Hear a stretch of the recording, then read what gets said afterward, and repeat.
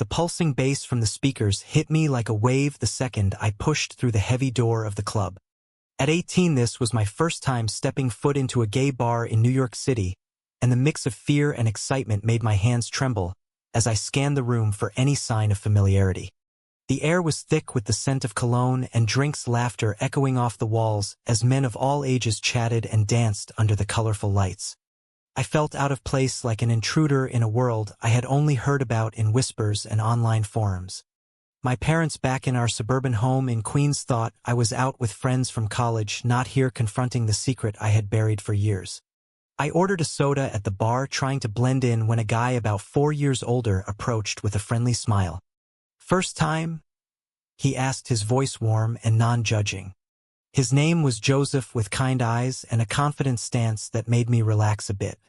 We talked for hours about everything and nothing: college life, dreams of traveling, the pressure of being young in the city.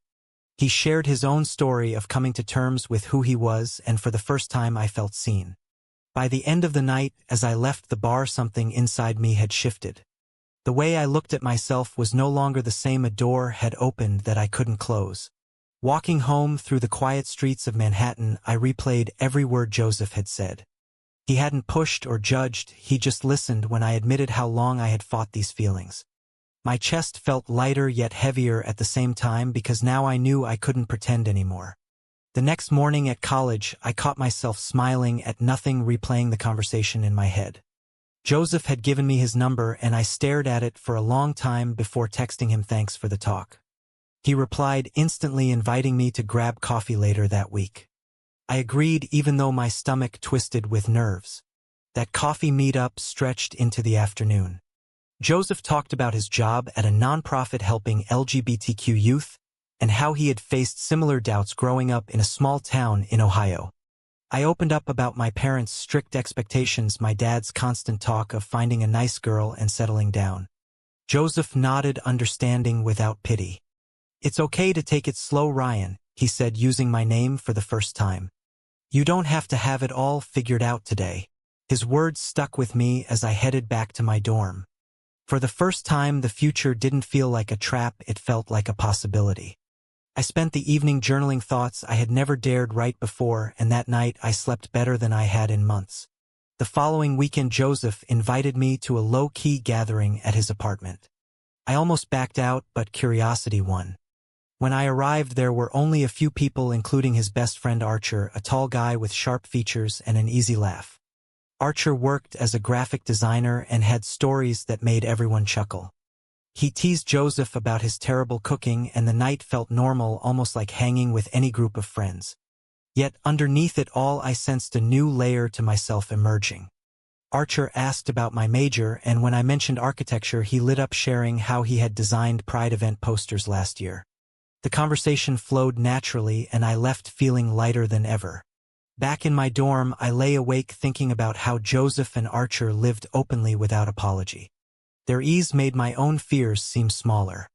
I started noticing little things at school, the way some guys carried themselves, the quiet support groups on campus. I even joined an anonymous online forum for the first time, sharing a vague post about feeling different. The responses poured in, and for the first time I didn't feel alone. Joseph texted the next day, checking in, and I realized this connection was becoming something I didn't want to lose.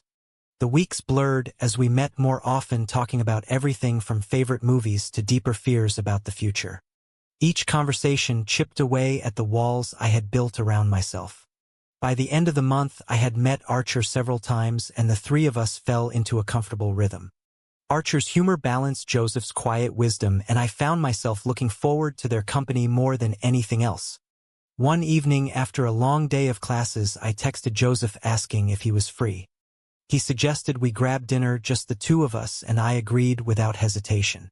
Sitting across from him at a small Italian place, I felt a warmth I couldn't name yet. He listened as I described the pressure from my family to major in business instead of following my passion for design. "You deserve to chase what makes you happy," he said, and in that moment I believed him. The night ended with a simple hug outside the restaurant, but it lingered in my mind long after I got home. Life at college picked up speed after that dinner. I threw myself into my architecture projects, pouring the new energy into sketches and models. Joseph and I texted daily, sometimes sharing funny memes, sometimes diving into serious talks about what it meant to live authentically. He never pressured me to come out, but his presence made the idea less terrifying. One afternoon, he introduced me to Archer again, this time at a small gallery opening downtown. Archer had designed the event flyers, and the place buzzed with creative energy. We wandered through the exhibits, talking about color theory and how art could reflect hidden parts of ourselves. Archer shared a story about his own family struggles in Texas, how he had left home at 19 and built a life on his own terms. His honesty hit me hard, reminding me that the path ahead wouldn't be easy, but it was possible.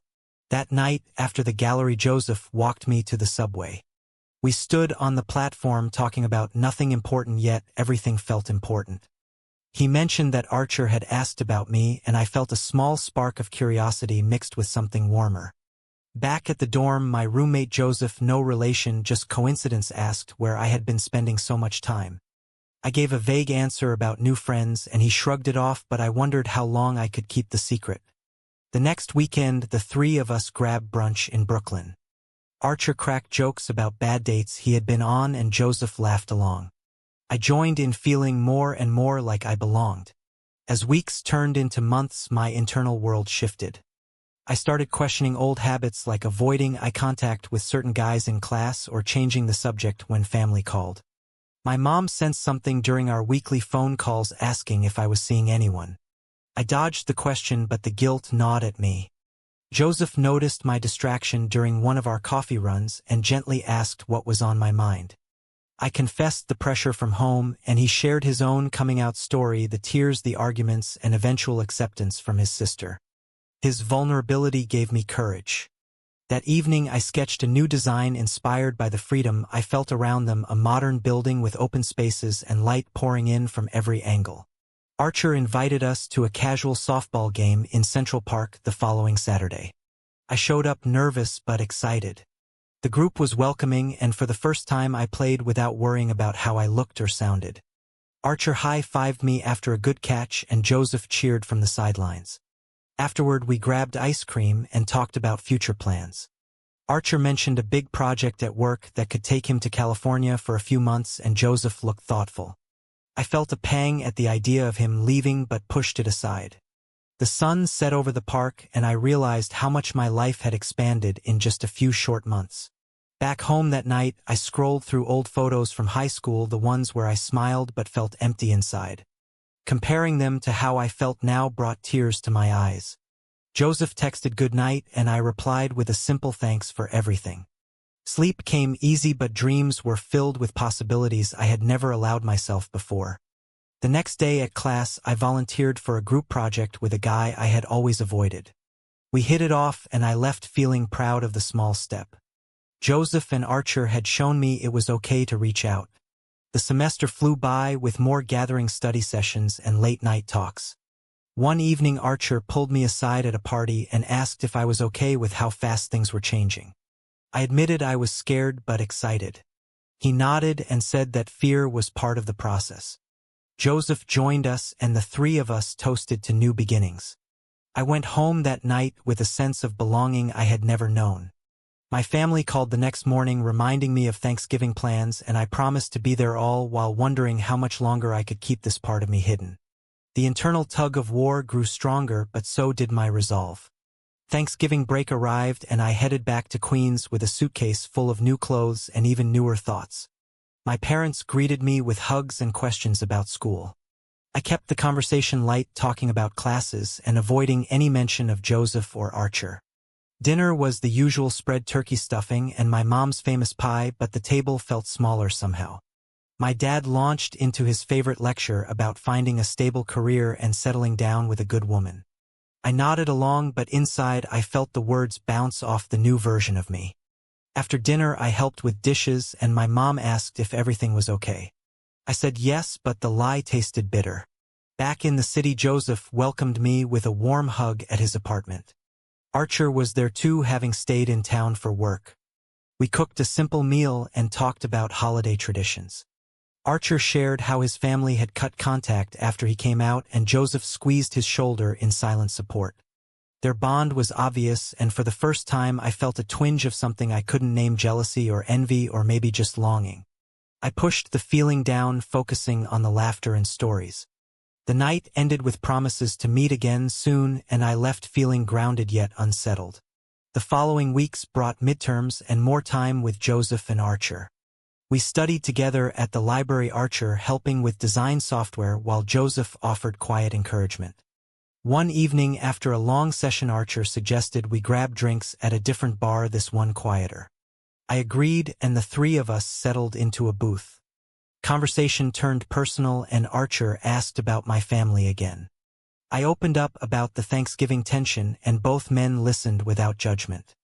Joseph shared how he had slowly introduced his partner to his family years ago, and the process had taken patience. Archer nodded but added that sometimes you have to draw a line. Their differing views sparked a healthy debate, and I absorbed every word. As December approached, the city sparkled with holiday lights.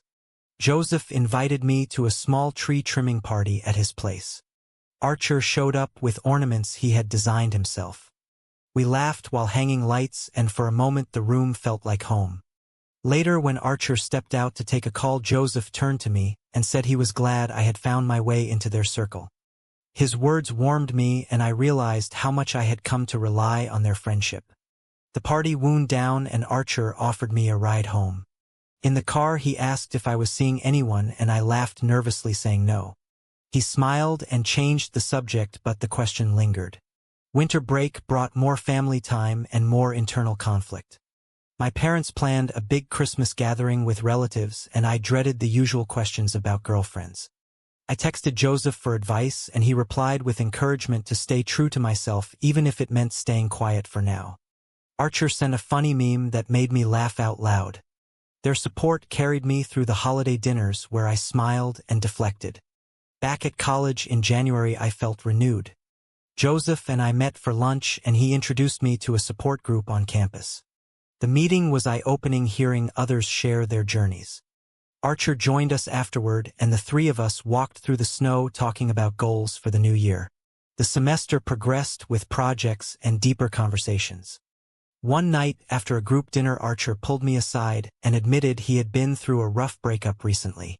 I listened as he described the pain and betrayal. His vulnerability made me see him in a new light. Joseph noticed our quiet talk and later asked if everything was okay. I assured him it was, but the moment planted a seed of misunderstanding I didn't recognize yet. As February arrived, the city thawed, and so did parts of me. I started sketching designs inspired by the freedom I felt around them, open spaces full of light and possibility. Joseph praised the work, and Archer offered to help with digital rendering. Their encouragement fueled me, and for the first time I believed I could build the life I wanted. Spring brought new challenges. A family visit to campus coincided with a big event Joseph and Archer had planned. My parents decided to surprise me with a weekend trip, and I panicked, trying to keep my worlds separate. I introduced them to Joseph as a study buddy and Archer as his roommate. The meeting was polite but tense, my dad asking pointed questions about future plans. After they left, Joseph and Archer teased me gently about the close call, but I felt the weight of the near miss. That evening, Archer suggested we all go out to blow off steam. At the bar, a misunderstanding arose when I saw Joseph and Archer in a close conversation. For a split second, I wondered if there was more to their friendship than I knew. The thought stung unexpectedly, and I excused myself early. The next day, Joseph texted asking if I was okay. I brushed it off, but the seed of doubt grew. Archer noticed my distance during our next study session and confronted me directly. "What's going on, Ryan?" he asked. I admitted the fleeting jealousy, and he laughed it off, explaining they were like brothers. The conversation cleared the air but left me reflecting on my own feelings. Joseph later pulled me aside and said he valued our connection deeply. His words soothed the misunderstanding but also stirred something deeper. As midterms approached, the three of us worked late nights, balancing laughter with hard work. A bigger conflict hit when my parents found an old text from Joseph on my phone during a visit home. They didn't read much, but the name and the context raised eyebrows. My dad demanded an explanation, and I gave a vague one about a classmate. The argument escalated, and I left the house early, returning to the city shaken. Joseph and Archer listened as I recounted the fight. Archer suggested I consider talking to a counselor, and Joseph offered his apartment as a safe space. Their support helped, but the family rift lingered. I threw myself into a major project, using the emotion as fuel, creating a design that symbolized hidden truths coming to light. The misunderstanding with Archer resurfaced when he mentioned a past relationship with someone in their circle. I misinterpreted the story and pulled away briefly. Joseph noticed and arranged a candid talk among the three of us. We aired everything and emerged stronger. The experience taught me about trust and communication. As summer neared, my family invited me home for a weekend. I agreed, but the tension was palpable. Joseph encouraged me to stay true to my growth, and Archer reminded me that family sometimes needed time. The visit ended in a partial confession. I admitted I was questioning things, and my mom cried while my dad stayed silent. Driving back to the city, I felt both relief and sadness. Joseph met me at the train station, and Archer joined for dinner. Their presence grounded me. We spent the evening planning a small trip upstate to clear our heads. The drive was filled with music and stories, and for the first time I felt the three of us were a real support system. Back in the city, the project deadline loomed, and I poured everything into it. The misunderstanding with my family and the brief rift with Archer had sharpened my focus. I presented the design and received high praise. Joseph and Archer celebrated with me, and in that moment I realized how far I had come. The summer trip upstate became a turning point. We rented a small cabin and spent days hiking and talking. Archer opened up about his fears of being left behind in friendships, and Joseph shared worries about his nonprofit funding. I confessed the family confrontation and the guilt that followed. The conversations stretched late into the night around a campfire. One evening, Archer and I stayed up after Joseph went to bed. He asked if I had feelings beyond friendship, and I admitted the confusion. The talk was honest and clarifying without pressure. Back in New York, the closeness felt different yet comfortable. Family pressure mounted when my parents announced a family reunion. I dreaded it, but Joseph and Archer helped me prepare. At the reunion, my dad cornered me, asking about my friends in the city. The argument exploded, and I walked out early. Driving away, I called Joseph in tears. He and Archer met me at a park, and we sat on a bench talking through the pain. Archer suggested I consider setting boundaries, and Joseph reminded me that love didn't have to mean losing family entirely. The support carried me through the following weeks. A crisis peaked when Archer received a job offer in California. The news hit hard, and Joseph looked worried. I felt the loss already and realized how much both men meant to me. We spent evenings discussing options, and I offered to help with the transition. The decision process brought us closer, exposing vulnerabilities. My family called during this time, and I finally told them more about my life. The conversation was raw. My mom asked questions, and my dad listened. It wasn't acceptance, but it was a start. Joseph organized a farewell gathering for Archer. Emotions ran high, and I spoke from the heart, thanking both for changing my life. Archer hugged me tightly and promised to stay in touch. After he left, Joseph and I sat in his apartment talking late. He confessed how much our friendship had grown into something deeper, and I admitted the same. The moment was tender, full of understanding. The weeks after Archer's departure brought quiet growth. I focused on my studies, and family calls became less tense. Joseph and I spent more time together, building something real yet patient. The semester ended with my design project winning an award. Joseph attended the ceremony, and my parents surprised me by showing up too. The evening was a blend of pride and cautious hope. Afterward, my dad shook Joseph's hand, and my mom hugged me. It wasn't perfect, but it was progress. Back at the dorm, I reflected on the year, the fears, the friendships, and the growth. Joseph texted goodnight, and I smiled, knowing the journey was far from over, but I was finally walking it as myself. Fall brought new beginnings. Archer visited from California for a weekend, and the three of us fell back into our easy rhythm. He shared stories of his new life and I updated him on family progress. My parents had started asking about Joseph by name and the conversations felt less forced. Joseph and I grew closer, sharing quiet moments and deeper dreams. One evening we walked along the Hudson talking about the future.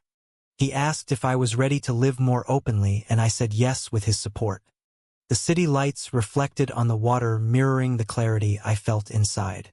Archer's visit ended with a promise of more trips. Alone again, Joseph and I faced a small test when my family invited us both to dinner. The evening was awkward at first, but laughter eventually broke the ice. My dad asked about work and Joseph answered honestly. My mom watched us with soft eyes. Driving home, Joseph squeezed my hand and said it was a step. The months continued with balanced life, school, family, and our connection. I graduated with honors and Joseph stood beside my parents cheering loudest. Archer sent a video message full of pride. The following year brought moves and changes. I started my first job at an architecture firm and Joseph continued his nonprofit work. Archer returned for holidays and we celebrated together. Family dinners became regular and acceptance grew slowly. One quiet evening, Joseph and I sat on my new balcony overlooking the city. He reminded me of that first night in the bar and we laughed at how far we had come. The conversation turned to commitment and I knew this was where I belonged. The years ahead held challenges but also joy. I had learned that growth came from facing fears, leaning on friends, and choosing authenticity. Looking back, the path from that first step into the club had led through misunderstandings, sacrifices, and awakenings. Joseph and Archer had been the catalysts and my family had become part of the story in their own way. The journey wasn't linear, but it was mine. I stood taller knowing who I was and who I loved. The city hummed below and I felt ready for whatever came next. True or false? Can a person ever be truly authentic if they must hide their love to keep their family's approval?